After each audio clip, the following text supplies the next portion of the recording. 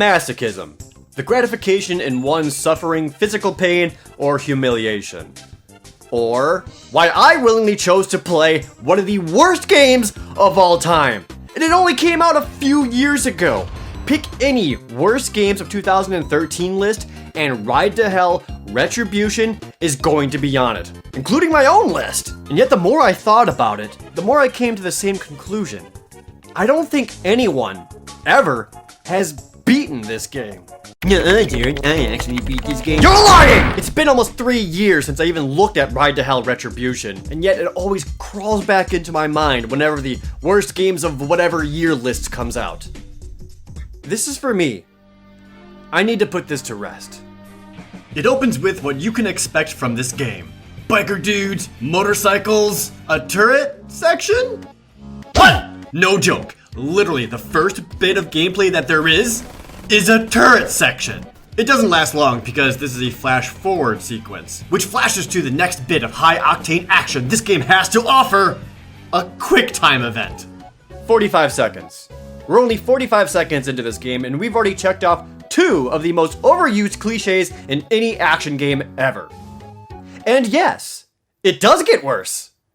The main character is Jake Conway, returning from the Vietnam War. He's greeted by the man who raised him, Mac, and his little brother Mikey, with a hug that goes on just a little too long.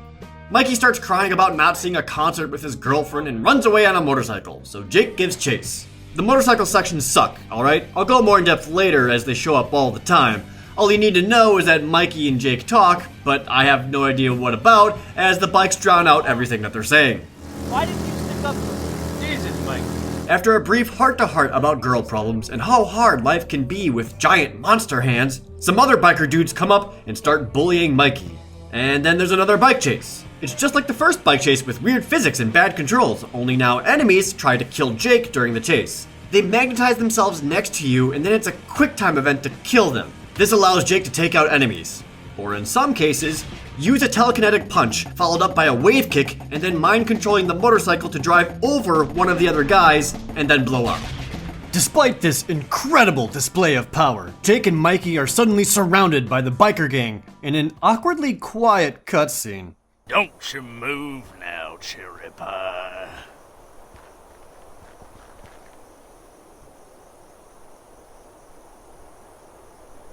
I didn't edit that at all.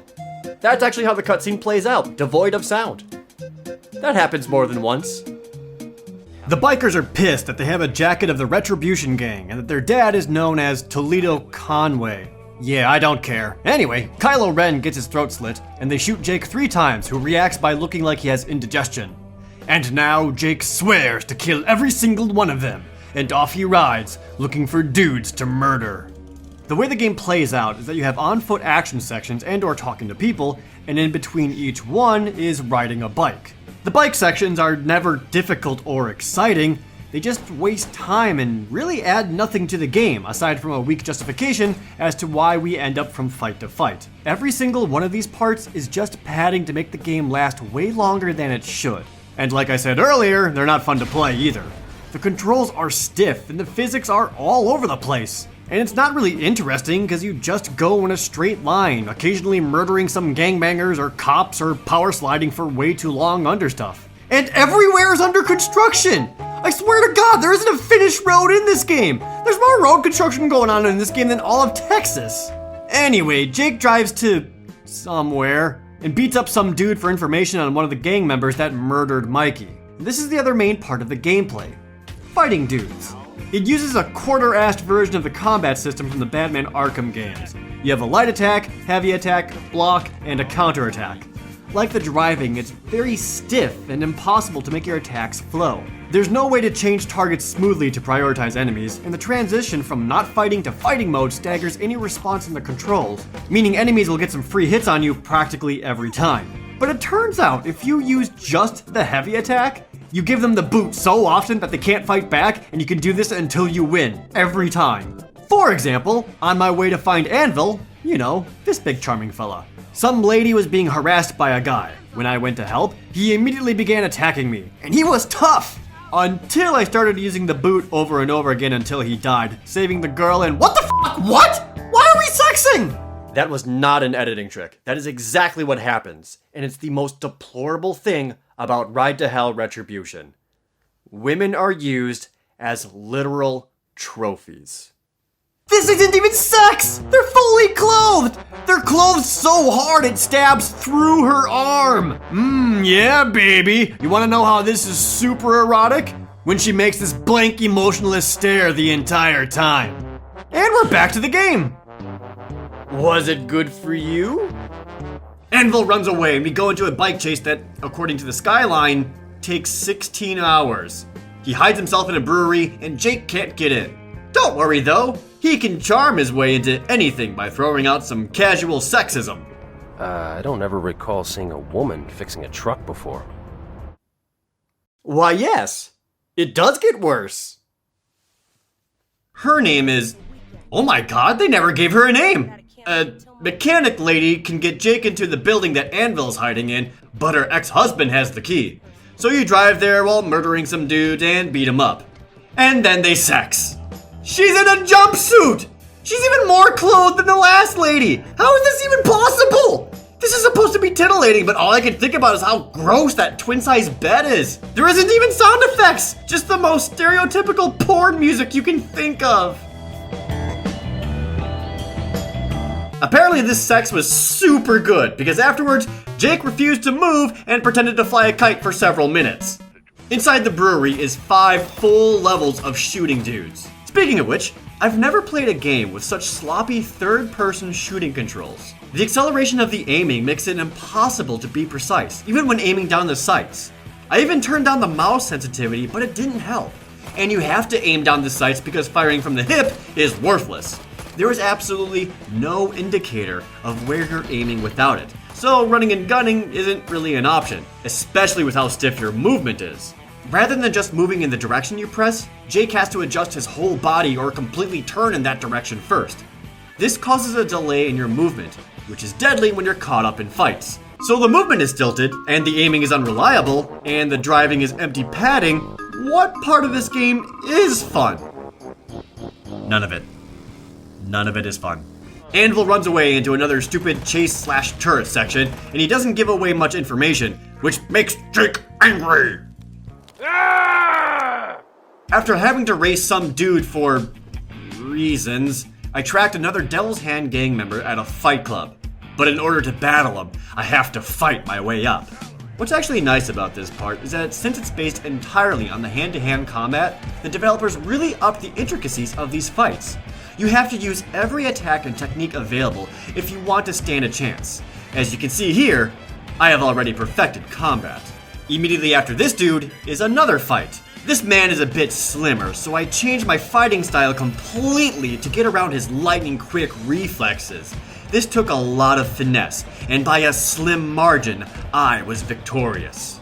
But there is a round 3 with a big lumberjack dude, which means previous tactics aren't going to work. I had to quickly adjust to this behemoth of a man to defeat him.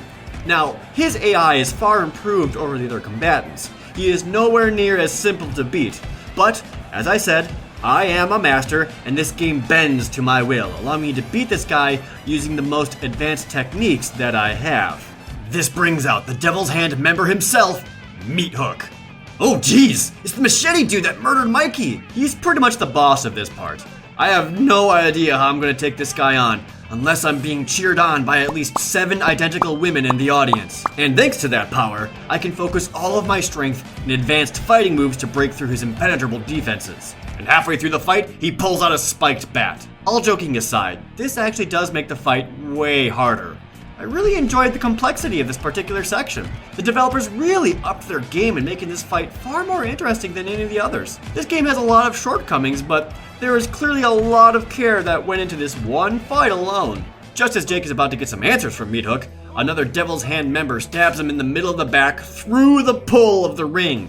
To find the next dude, Jake has to deliver some drugs while relentlessly murdering cops who are hilariously poor at their job. This brings Jake to some bar where lumberjacks are harassing the bartender, so Jake murders the crap out of them to help. And she's so thankful that they're dead that she immediately has sex with Jake on the pool table. The same pool table that I definitely covered in this dude's head blood. I love your dog tags. So sexy, baby. You're not even looking at them! She gives the location of the Devil's Hand member Colt, who is at a ranch protected by an electrified fence. Jake's answer to get around the fence? Steal an oil tanker, drive it 15 miles down the road, park it in front of the city dam, and blows it up! You could have driven through the fence, or blown up the fence, or easily climbed one of the many nearby trees to simply climb over it. But no, you're right. This way is the easiest. Colt runs to an airplane graveyard, because this city has one of those apparently. Here, it's fighting a lot of dudes to get to Colt. I do want to point out how good the AI is. Every single one of these enemies brings their fists to a gunfight. I won't complain though, it makes getting through the arduous combat sections much quicker. There's basically no reason to fight anyone.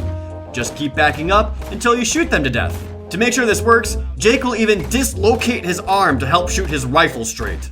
After finding Colt in the airplane graveyard, the game suddenly assured me that all enemies in the area are dead. But I have reason to believe that the game might be lying to me. Anyway, Jake kills Colt and has to shoot his way through a clubhouse to get a lead on the next gang member. This means saving a bunch of ladies by killing every single dude around them. And that means, what else? An orgy!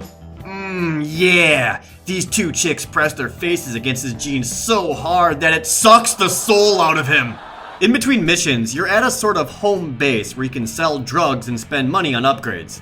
This includes buying weapons. And I have to show you how inept the developers are. Look at these controls! They don't make any sense! You use the arrow keys to select items, enter to purchase, 7 and 8 to flip pages, and F1 to confirm? F***ing F1? This isn't a 1980s DOS game! How do you screw up a menu? From here, Jake kills his way up the Devil's Hand ranks. He kills Greasy Steve by blowing up with dynamite, fights a chainsaw-wielding 666 with a crowbar even though I clearly have a gun on my back and the game won't let me just shoot the bastard, and finds a member named King Dick. And during a speech of his, King Dick holds up what I hope to God are his victims' fingers. In between all of this is crappy bike sections with dudes flying in from nowhere or trying really hard to phase through rails, shooting dudes in the brain as they run into my gun, QuickTime events, banging one more chick in a dirty alleyway for good measure, and more lovely voice acting. You're the devil. And then Mac gets murdered.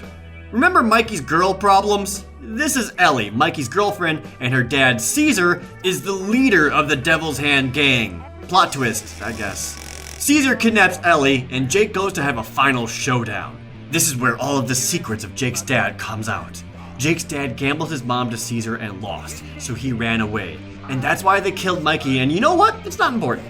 Murder, murder, murder, and Jake and Ellie give one last bike chase to get Caesar. They catch up, Jake jumps to his bike, QuickTime events his eyes out, and then gives one last action hero catchphrase to top it off. Stay cool. Explosions! I know this game was originally planned to be open world, but even disregarding that, everything that's here is incohesive and terrible. There are so many better things you could be playing. That's why my final rating for this game is fully clothed Barbie and Ken dolls dry humping out of 10. Everything sucks. The fighting is stupidly broken, the shooting is stiff and too difficult to use for as often as it is, and the driving sections lack any kind of player engagement, making them nothing more than padding for a game that's twice as long as it should be. I'll be honest though, there are worse games made, ones that are buggier, less polished, and less playable. But Ride to Hell Retribution is something that those games aren't. Offensive. This game is offensive. The gameplay, the voice acting, and the worst sex scenes in video game history. Nobody should play this. Ever. This game is a modern legend. It'll go down in history as the worst game of the last generation. Ride to Hell joins the ranks of bad games like Bubsy 3D, Superman 64, Hydlide, and Drake of the 99 Dragons. This game is so bad, even the cops in it want out. Well, hello, officers. I hope you're having a good... Whoop. Oh, okay. Thank you so very much for watching. Please subscribe if you want to see more videos like this. Or for something completely different, try watching my video on the Tamagotchi game. Remember those? Or for a video on a good game, please watch my friend Pushing Up Roses' video on King's Quest VI.